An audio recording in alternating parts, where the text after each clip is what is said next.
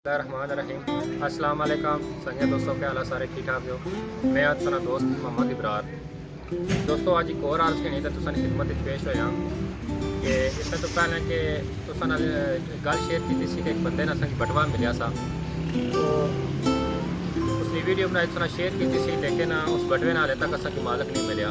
वो बटवा उठाई भाई तनवीर को मौजूद आ और तुसा दोस्तों का काफ़ी मैं शुक्रगुजार हाँ जिन्हें जिन्हें वीडियो शेयर की थी। नेकी वाली गल सी चलो मत उस गरीब की बटवा मिली जाए लेकिन हाले तक उसका वारस नहीं मिला। चलो वो तो एक अलग गल है लेकिन एक और मसला बन गया कि जेडे साईं मोहम्मद मनीर हो रहे जिन्हें तल्ला का मोड़ा बुढ़िया नाल सीमेंट की दुकान रखी उन्हें जब्बर बाजार को बुन मोड़ा कोल उन्होंने बेटे ने कल 80,000 रुपया इतना जब्बर बाजार ही चाहिए पिया। अगर कुछ भी बंदे की मिलिया हुआ है तो बराए मेहरबानी साईं मनीर और की वापस चाहिए।